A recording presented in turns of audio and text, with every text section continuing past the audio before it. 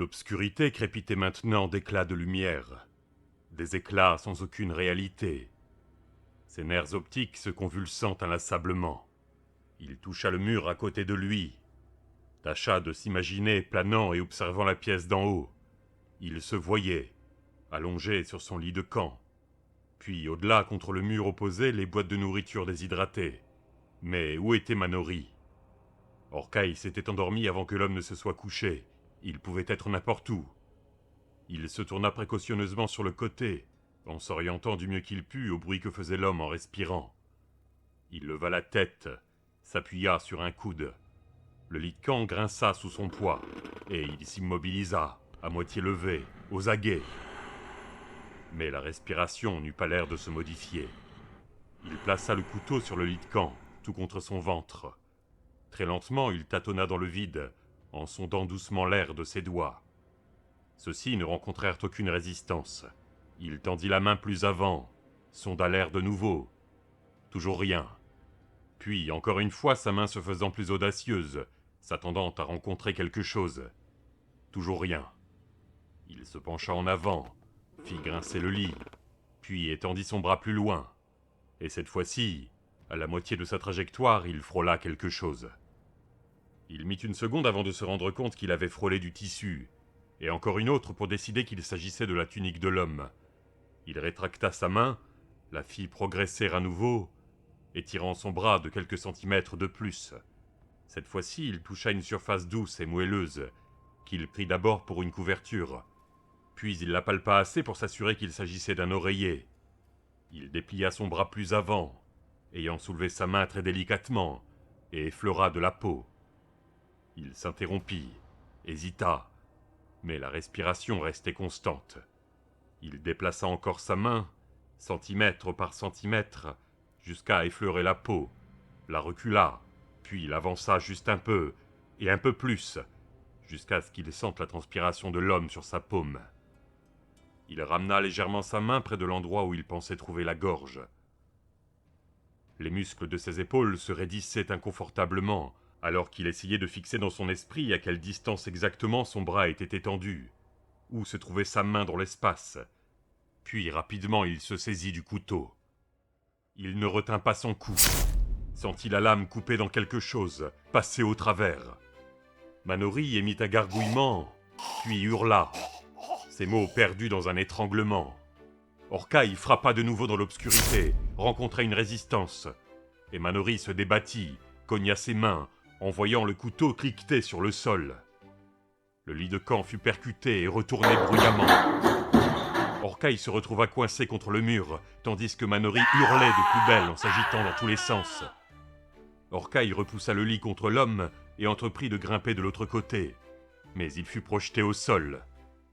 Soudain, il entendit Manori se mettre debout, tituber, renverser les boîtes du fond de la pièce, ses cris remplacés par des grognements. Il entendit ses pas lourds, puis quelque chose frappa le lit, et avant qu'il ait eu le temps de se ressaisir, le corps de Manori lui était tombé dessus, et frétillait, l'écrasait, tandis qu'il essayait de ne pas paniquer. « Oh putain !» pensa-t-il, et lui asséna un coup, puis un autre. Il chercha à tâtons la gorge du gardien, comprit qu'il s'était saisi d'une cuisse. Il se tortilla en vain pour se dégager, tâcha de se retourner, mais une main maintenait sa tête contre le sol, et son crâne lui faisait de plus en plus mal. À quelques centimètres de son visage, un râle, le souffle d'une haleine, une substance chaude qui dégoulinait sur sa tempe et le long de sa nuque. La respiration tressauta et s'interrompit un instant, puis reprit dans un soupir. « Pourquoi ?» fit la voix de Manori, réduite à présent à un sifflement à peine audible. Puis, sans un mot, le gardien s'effondra. Orkai lutta pour se libérer du cadavre pendant ce qui lui sembla une éternité. À tâtons dans l'obscurité, hors d'haleine et presque hagard, il perdit encore plus de temps à retrouver son fauteuil, là où Manori l'avait plié près de l'entrée de la hutte. La nuit était emplie de figures à présent, toujours hors d'atteinte, et alors qu'il s'échinait désespérément, il les sentait qui tourbillonnaient autour de lui, l'encerclaient, frôlaient sa peau de leurs mains, tout comme il avait frôlé celle de Manori. Il tressaillit d'effroi, secoua la tête. Il commençait également à entendre des voix, très faibles, très lointaines, mais bien distinctes. Et il se demandait maintenant si Manori était bel et bien mort. Dans cette confusion panique, il eut l'impression qu'il façonnait la chaise roulante à partir du néant, qu'il l'imaginait dans les ténèbres, et il fut surpris quand il parvint finalement à la déplier. Il réussit à se hisser dedans et se rendit compte qu'elle supportait son poids, qu'elle avait l'air réelle, et qu'il pouvait commencer à imaginer qu'il serait un jour hors de danger. Précautionneusement, il roula le long des murs, jusqu'à ce qu'il rencontre d'abord les chaises pliantes, puis la pile des boîtes, lesquelles étaient maintenant dispersées sur le sol. Il eut plus de mal à localiser le faisceau de lampe.